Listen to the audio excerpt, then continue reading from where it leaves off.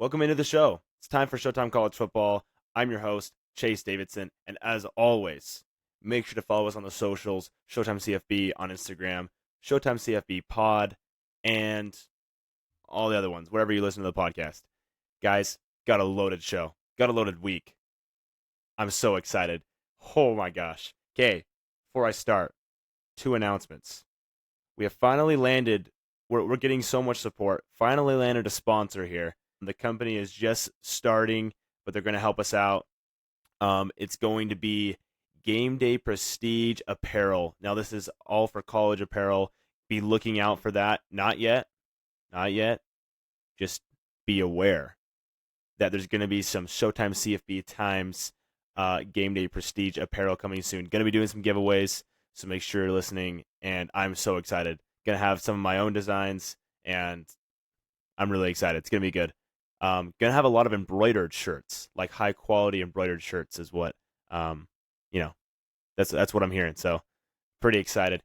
Also, just remember, SeatGeek is helping out the show. Use our code ShowtimeCFB for $20 off your purchase. So get those tickets. We still got 7 more weeks of the season, and I used the code. I'm going to Texas. I'm excited. Okay, we got a good week. 4 ranked games once again. Guys, I feel like this college football season has been so consistently good. Now, there's a lot of reasons for that. Obviously, it's a very equal year. We don't see it, we don't know who's going to win. It's not as obvious as it usually is who's going to be the top teams. Obviously, as the season goes on, there's different changes, the ebbs and flows. We see some teams start to meander to the top, but not by much so far. Anyways, 4 ranked games and several other really good games, including probably the top group of 5 game of the year. Maybe the game that decides who gets that group of 5 bid is this week, and no one's going to be talking about that game. So that's a big one. Yes. Anyways, let's start with the game of the week. You already know what I'm talking about. This could be potential game of the year. Oregon versus Washington. Oh, massive game. Number 8, Oregon goes to Seattle to play number 7, Washington, at their place. Now, in my poll, Washington's number 4, and Oregon is number 7. So, remember Oregon's 8 now, actually. I think they're 8 right now. Sorry, I forgot that they got jumped. Anyways, huge game. Whatever fan of whatever team you are, this is a massive, massive game out on the West Coast. I'm so excited for this game on so many for so many different reasons. Obviously, it's a huge game. Cannot be understated. This is a rivalry game. This is the first ever top 10 matchup in this rivalry between Oregon and Washington. They've been playing for 120 years, and it's never been a top 10 matchup. We've had a lot of good ones. We've had a lot of, probably. I think last year Oregon was ranked maybe 11, Washington 20. There's some good games in there. Definitely these teams have both been ranked several times, but not like this, especially in a year like this where it's the last year of the Pac-12. This could very well be the matchup of who plays in the championship, because before 3 years ago there was divisions, and so these two couldn't play in a Pac-12 championship. So it would be pretty crazy if these two could play a rivalry game in that conference championship and maybe send one off to the playoff, or both. Honestly, at this point, both can make a case for the playoffs, so pretty exciting. The winner of this game, I'll start off with this. The winner of this game is going to be in my top 5, no doubt. Probably top 4, maybe top 3, maybe top 2. I don't know. It depends on how the game goes. But definitely, I kind of, by saying that, okay, I'm saying it's top 4. Winner of this game will be my top 4. I can promise you that. I don't know about the AP poll. Never know with those people. But yeah, I'm really excited for this game. All right, let's get down to the nitty gritty. I did some research for this game. Now I'm going to be doing a lot of picks today. It's the predictions and picks episode. But this is easily the hardest week probably of all time I've had to pick. We're just trying to picking money lines. Who's going to win this game? This is so hard. Every single of all the, let's see. I have 1, 2, 3, 4, 5, 6, 7, 8, 9, 10, 11 games highlighted for this week that I like stuck out to me. Of those 10, 1, 2, 3, 4, 5, 6, 7, 8, 9, 10, 11. Of those 11, two of them are 10-point spreads. All the rest are all 3-point spreads or below, 3.5 or below. Yeah, you got some good games. Usually when it's a 3.5 spread, it's usually just a nod to the home team because it's basically an even. If they were in a neutral location, it'd be even, and they give like the standard 3-point spread to the home team. Classic cases like UCLA, Oregon State, right here. Both teams are pretty equal. You could say what you want about either team, but like definitely Oregon State is favored by 3 points because of the home team. So really exciting games ahead of us. Oregon, Washington. I don't think anybody in the country knows who they're going to pick in their right mind if they're not a fan of either team. I love both these teams. I've always been kind of more of an Oregon fan. I have family and friends that love Oregon, and that have gone to Oregon. So I've always tended to lean towards Oregon. However, I love Washington this year. Washington is the new. They're sexy. They're the Cinderella right now. Obviously not like underdog Cinderella, but they're like the Cinderella that everyone wants to watch. They're exciting. They're the team with the moxie this year. They're the team that's kind of like, ooh, yeah, like Washington in the playoff. That sounds exciting. Michael Penix in the playoffs sounds really fun. The same could go for Oregon, but I think Washington kind of has that style and the reputation so far this year. So, neither of these teams have really faced off top 20 competition yet, top 25 competition. Oregon's best win, you could say, is Colorado 42-6. The dominance of that is what makes that a good win. If that was a close game, I would actually be kind of scared. The Texas Tech win for Oregon was a little scary. It looks like they've improved since then. That was like week 2, I think, week 3. So definitely like okay, like everything's gonna be okay. But yeah, those are the two best wins for Oregon at this point. Washington's best win, don't really have one yet. Tulsa, Boise State, Michigan State is probably the one that sticks out the most, is the dominance over Michigan State. But we all know that Michigan State is just, it's like you just beat Purdue or something this year. And not much to write home about.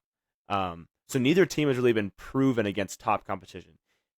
However, the stats of these teams are so crazy.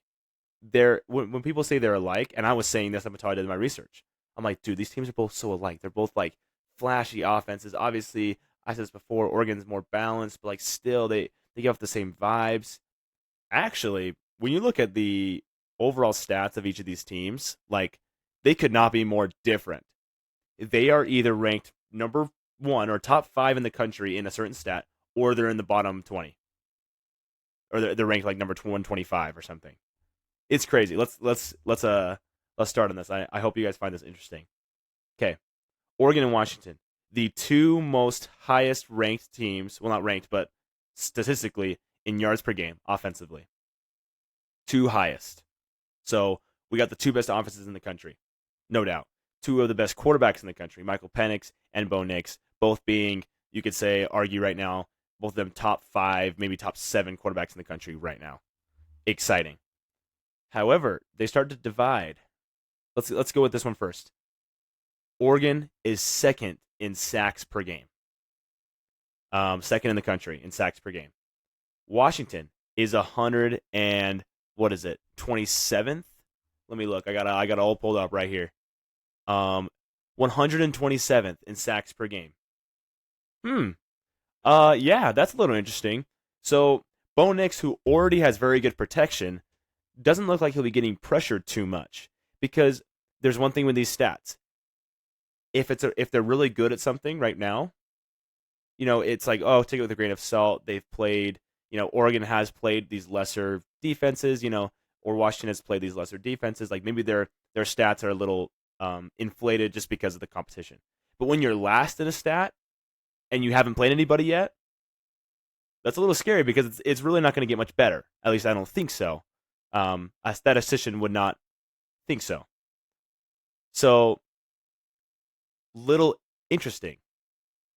Now, Washington has been very good at protecting Michael Penix, mainly because he gets the ball off so fast and he's so good. They're number 3rd in the country. Washington is at their own sack percentage, as in not getting sacked, defending against the sack. Let's see what Oregon is defending against the sack. Number 8. Okay, I'm just telling you guys, they could not be more opposite here. Let's do another one. There's one that I really think is interesting. Yards per pass. Washington likes to throw the ball down the field. Michael Penix, every single time you see him play, pretty much every throw he makes, he's just boom. He's just putting it on a freaking platter right to his wide receiver, 50 yards down the field. Right now, Washington, the yards per pass is 11.6, which is pretty dang high. Yards per pass. That's every pass, every snap, including all those lower passes, dump offs, and including those big ones, 11 yards a pass. Number 2 in the country right now. Oregon, their defensive yards per pass. So how they defend, they are 4th in the country. 4th in the country at defending the pass in terms of yard per pass. It keeps going. It's so freaking crazy how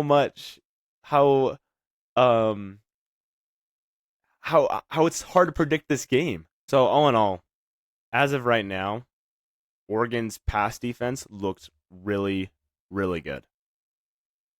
Washington's passing offense looks really, really good. So who knows? I know that Bo Nix hasn't been the best on the road in his history. This includes Auburn, but he hasn't played quite as good on the road. However, this is the best team he's had easily in his career. So, and obviously he's improved. So take that with what you will. But I don't even know who to pick in this game. Washington is favored by 3 or 2.5, depending on what sports book you're using. However, ESPN predicts Oregon to win with a 54% chance. Yeah, that's the type of game it's going to be. I expect this game 100% to be a one-score game, and I think it's going to be a one-score game the whole game. I'm so excited for this game. The one thing that either team has working for them is that neither of them have really played anybody, so it does allow for some sort of. The reason why this is so hard is because you can't point to like a win and be like, well, Washington beat this person, so like I think they can do this.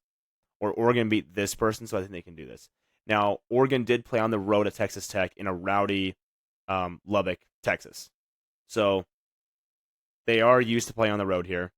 But at this point, if I'm so even between the two teams, like maybe I'll lean Washington strictly because they're the home team, and that's going to be the loudest crowd in like college football history.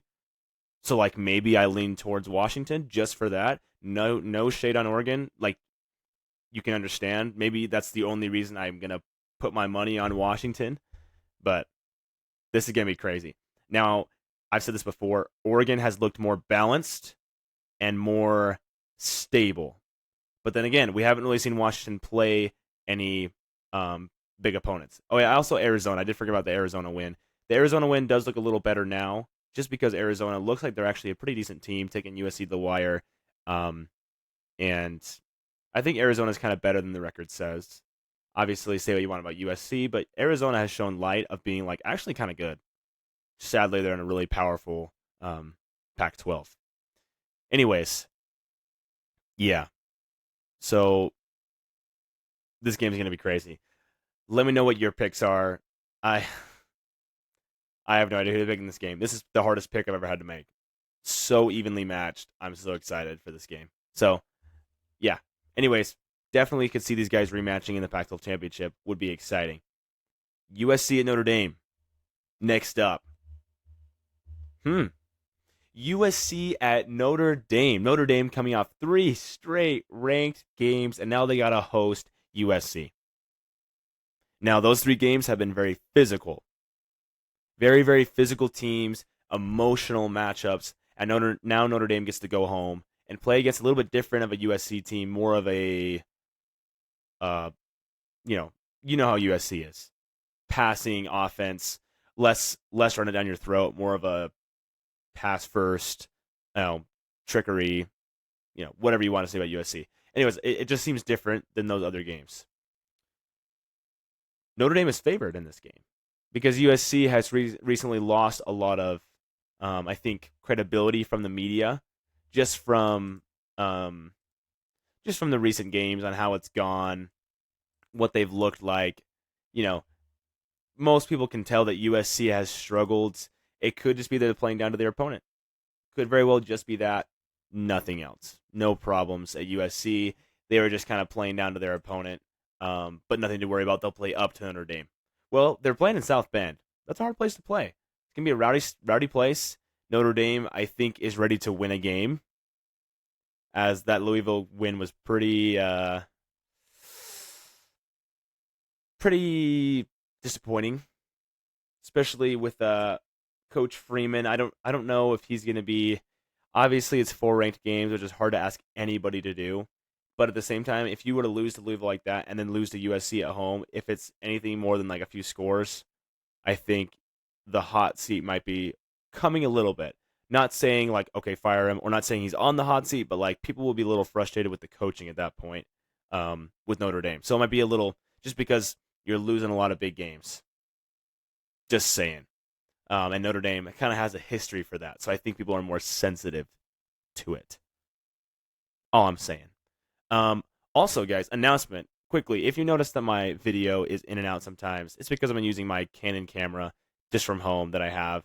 The only nice piece of equipment that I have, frankly, and look at it, freezes right there. I have a brand new HD streaming camera coming in the mail tomorrow. So, by the way, the quality of this podcast will be like infinitely higher by Tuesday, by the next episode you see. So, get excited for that. I just hope that the quality of what I'm saying and of my sports takes is enough to persuade you to keep listening. If you've listened this far, then you obviously like my podcast a decent degree. Anyways, let's keep going. Just by the way, if you ever think like the camera's crappy, that's why. It's really laggy. Okay. Some interesting stats about this game.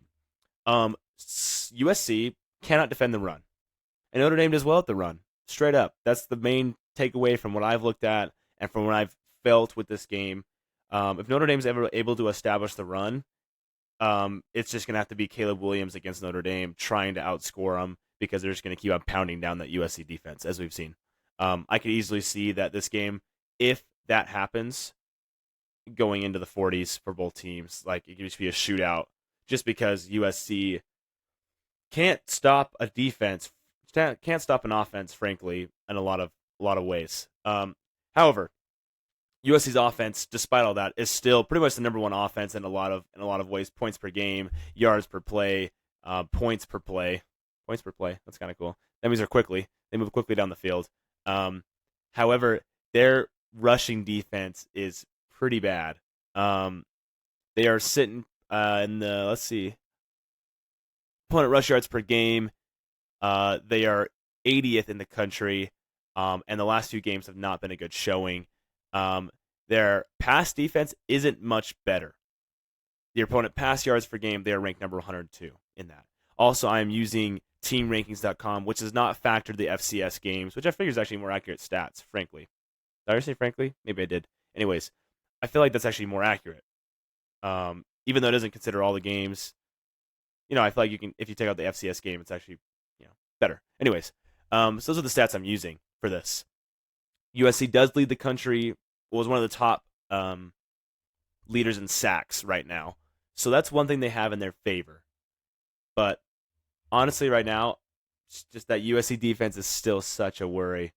Caleb Williams has had trouble keeping up with his own defense, and that's what it's going to come down to. Notre Dame is favored, I think, by 3.5 in this game, 3.0 in this game.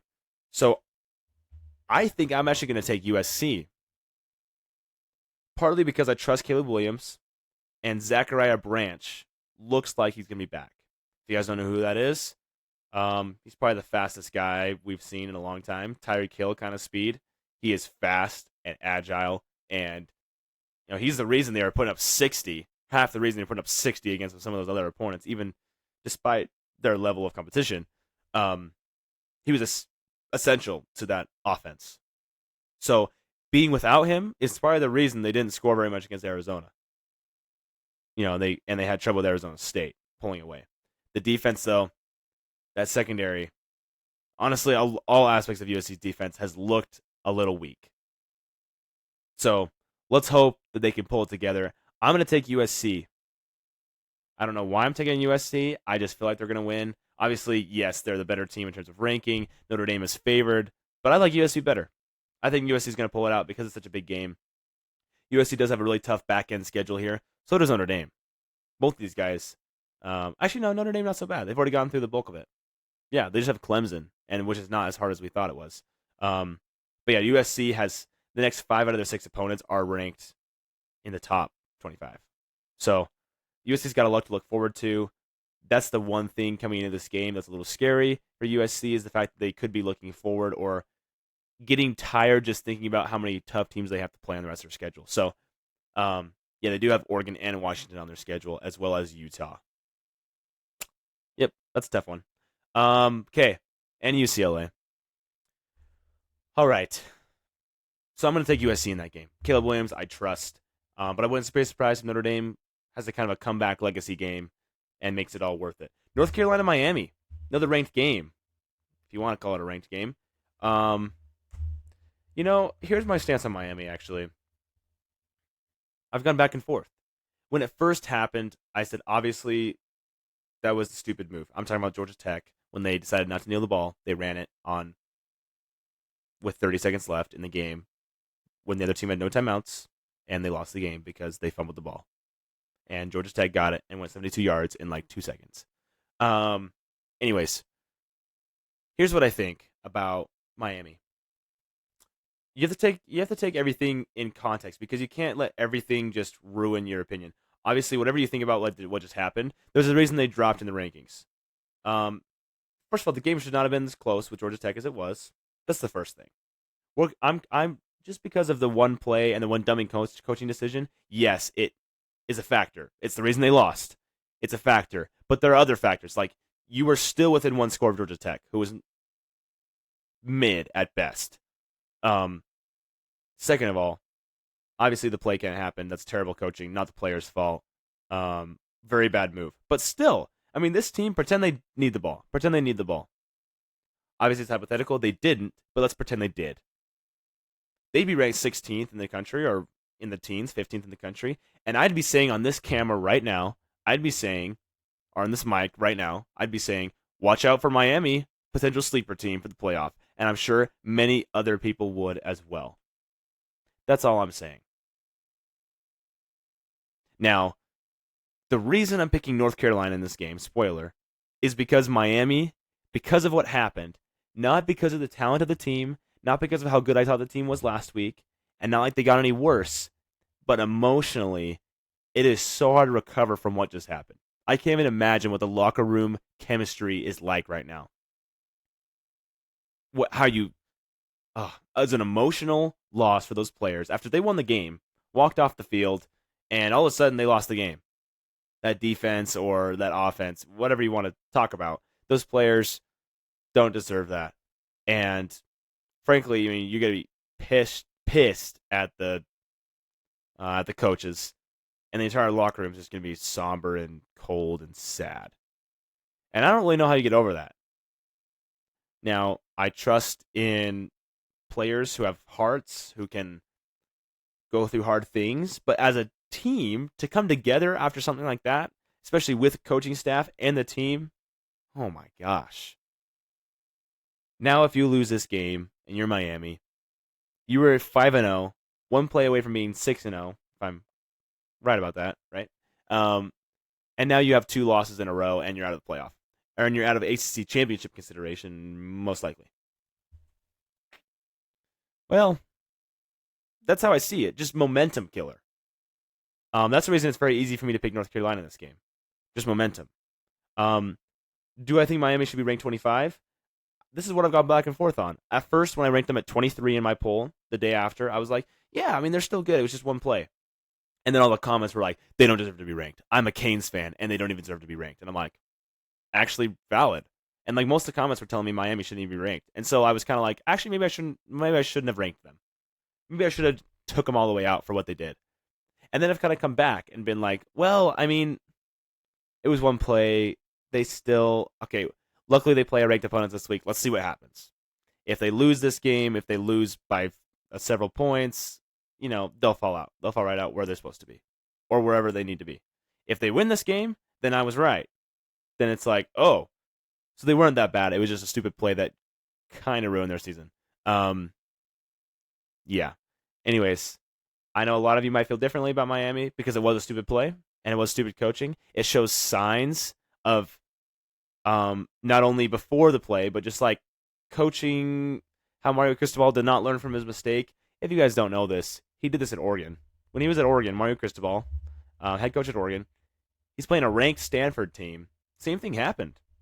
I don't remember if Stanford went down and scored or not. I think they did, and they lost. I think they did. Anyways, Oregon lost the game to Stanford because they decided to run the ball when they didn't need to, when they could have knelt the ball. They ran the ball, and they fumbled it, and same exact thing happened. How do you not learn from that? You would be emotionally scarred. That was a ranked game against Stanford. That's one thing. Now you just lost to a 2-3 Georgia Tech team. Actually, I think they were 1-3 before this game. So, and you were about to be 6-0 and be like, hey, I would have been right here, right now, saying, look at what Mario Cristobal is doing right now in Miami. Like, underrated. Miami for the playoff, man. ACC championship, like, they got not great, like, they could do it. Like, they got to beat Florida State and North Carolina, but, like, if they beat one of those guys and then lose to the other, like, there's a path. There's a shot. Nope. You just ruined it. Because I don't see you winning both those games. So that's the effect that had. It was more than just losing that one game. You had so much momentum. Anyways, I'm picking North Carolina. Drake May has been looking better, and I like North Carolina definitely in this game. I think North Carolina by 10, not because of Miami, but because of the locker room at Miami. If that's different to you. Anyways, I think it's because Miami is just shooting themselves. I don't see players getting up and traveling to North Carolina without a heavy heart. So, there you go. Next game. Here's the group of 5 game that I previewed, that I talked about a little bit. You guys know who it is? Because the group of 5 hasn't really had a team yet. Fresno State was kind of going to be that team. They lost to one of these teams last week, Wyoming. Wyoming's 5-1. They beat Texas Tech, and their only loss is to Texas, which they hung around with them in the fourth quarter. See what you want. Maybe it was just Texas messing around, but Wyoming held Texas 10 points for 3 quarters. Not even Alabama or Oklahoma could do that. Or Kansas. Or Baylor. Wyoming's one of the only ones. And like Rice, maybe for a half.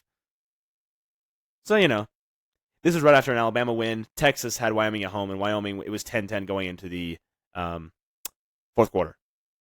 So, if you're a Wyoming fan, you're saying that was a win. You're 5-1 with your only loss being to Texas. You're basically undefeated as a group of 5 team after that. And they play Air Force at Air Force, just down the road. Well, maybe an hour or two. Air Force is undefeated. Air Force has a really, really good offense this year. Obviously, they have not played a soul. They haven't played a team with the pulse yet. But they looked really good in those games. Their best win is maybe like Utah State or like, I don't even know who their best win would be, like Colorado State. They haven't really played too many teams yet. Correct me if I'm wrong, if maybe there's a better team they've played. I don't think they play any Power 5 teams. So, the entire year. So that's one thing that does hurt your resume. Wyoming, however, has played 2 Power 5 teams, winning one of those games. So, Wyoming definitely has a better resume, and there's a reason that Wyoming is kind of on the radar now to be in the top 25. The 3 group of 5 teams that I have on my radar, Air Force, Wyoming, James Madison. James Madison has had a pretty good season. They're undefeated. Liberty is slowly creeping in there. However, Liberty has not impressed me yet. They've barely beaten some pretty bad Sun Belt teams, really. So I think Air Force and Wyoming in the Mountain West have a better resume so far, and they play each other. The winner of this game might very well be the team who gets the New Year's 6 bid for the group of 5 for the Fiesta Bowl or Chick-fil-A. No, the Chick-fil-A Peach Bowl. Yeah, I think it's the Fiesta Bowl though. I looked today and it was like an option. So, anyways, the winner of this game could be in the New Year's 6 Bowl at the end of the year. And next year, let's say the calendar says 2024.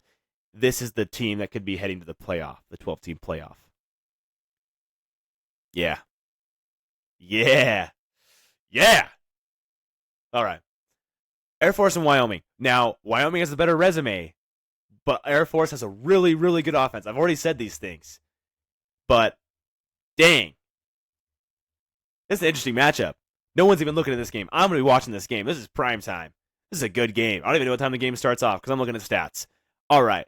Third down conversion percentage. Air Force is number 1 in the country. Let's look.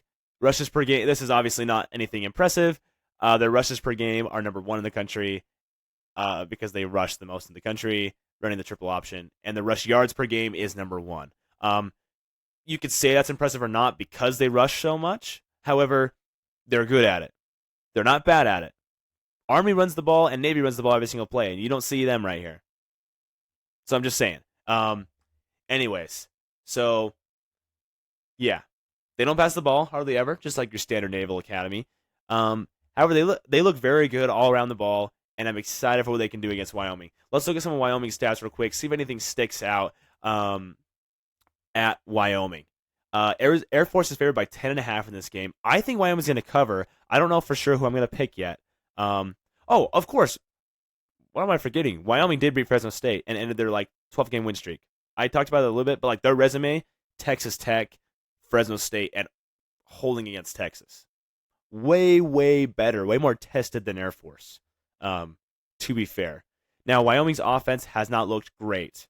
They're in the hundreds for most of their offensive ranks. Oh no, that's their passing. Okay, forgive me. However, I'm really excited for what they can do.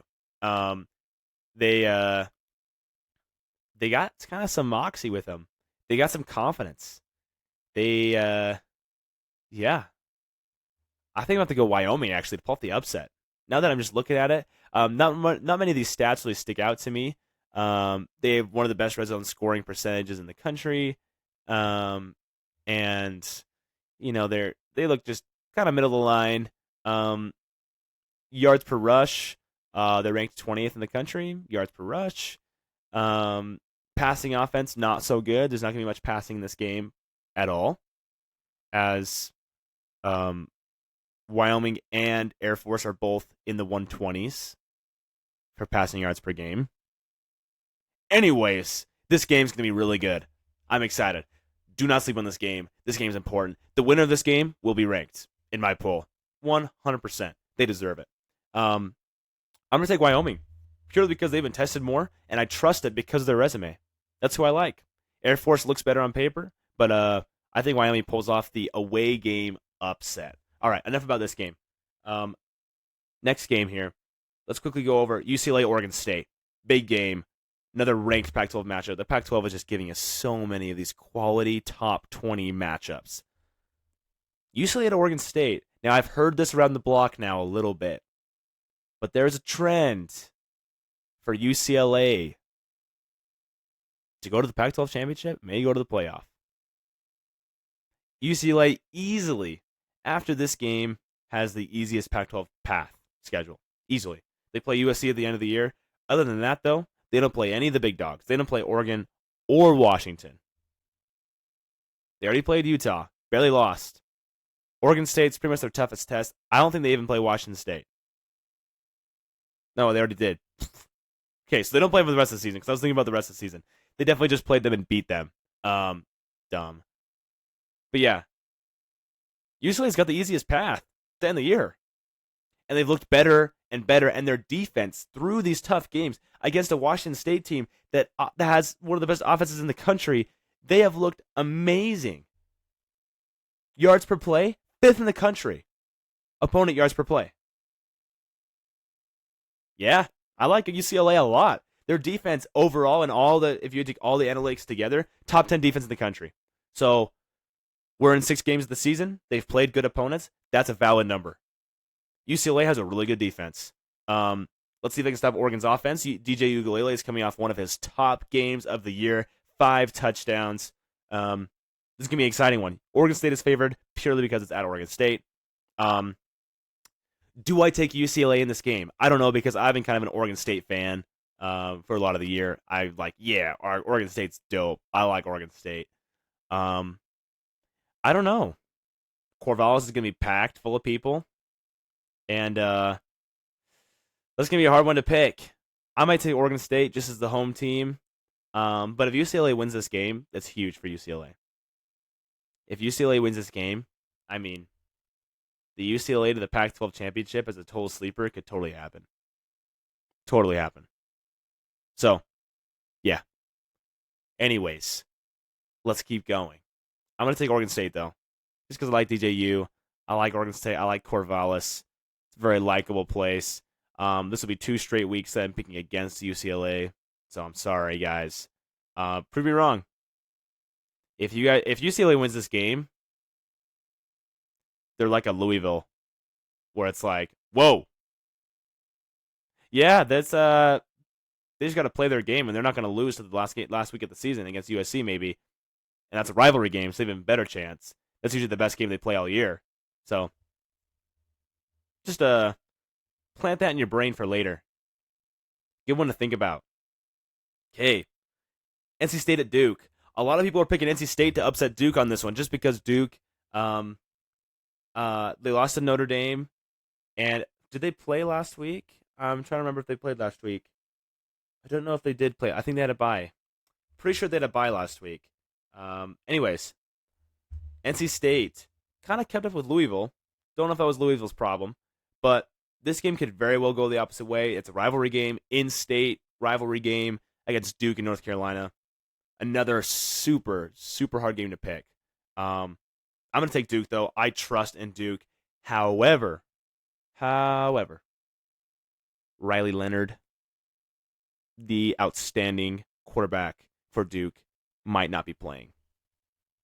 So, yeah, just keep that in mind as you watch this game.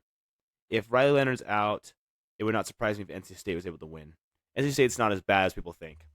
All right, got a few lessons. I'm just going to rapid fire, wrap this thing up. Thank you all for listening so far. BYU at TCU. I'm going to highlight my team. We got a big game this week. Power 5. Not Power. Big 12 game. BYU at TCU. TCU is favored by 6 in this one. Now, obviously, I'm biased as a fan. Obviously, BYU is going to win this game. All right. Now that I'm talking about Showtime College Football from my podcaster, I think BYU is going to win this game. I don't know why TCU is favored by 6. TCU just lost to Iowa State. Vegas has hated BYU a lot.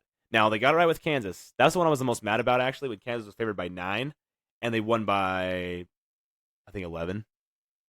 So, even though that game was kind of a fluke, yeah. I think any fan can see, like, why is TCU favored by 6 over BYU? Yeah, it's a home game, but, like, give us a 3-point spread. Give us a 4-point spread. I don't really see how BYU has proved to be worse than TCU. I can definitely see how TCU's proved to be worse than BYU. So that's all I got to say about it. I think even my Utah fans would agree with me right here that this one doesn't make too much sense to have BYU. Obviously, I'm not saying like if BYU lost, fine. Whatever happens, happens. This game is it's an even spread, is what I'm saying. But like, to be favored by that much, as in like the confidence being so high, is a little interesting to me. I'm surprised.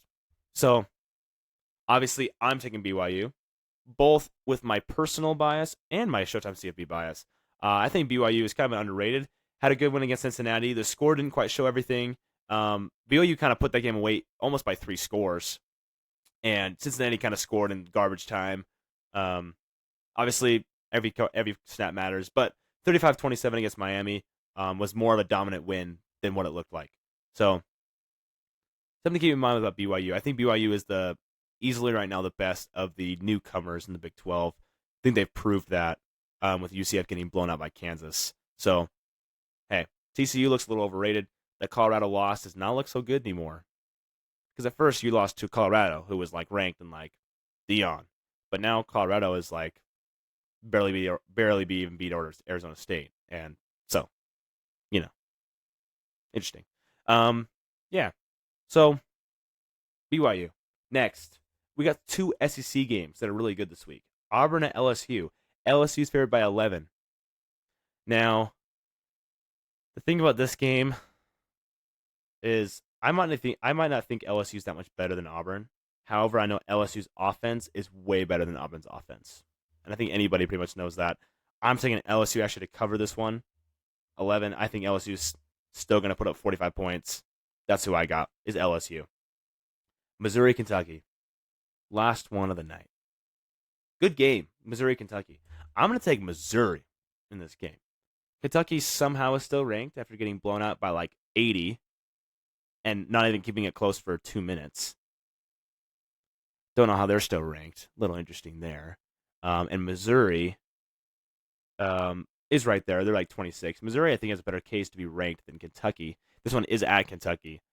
I think Brady Cook and Missouri get this one done. I think they get this one done. I think Missouri pulls off an upset at Kentucky. I like it. So yeah, that's who I got, guys.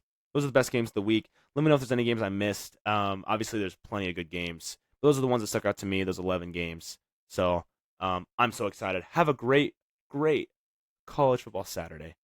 It's gonna be a good one. It's gonna be a really good one, just as always.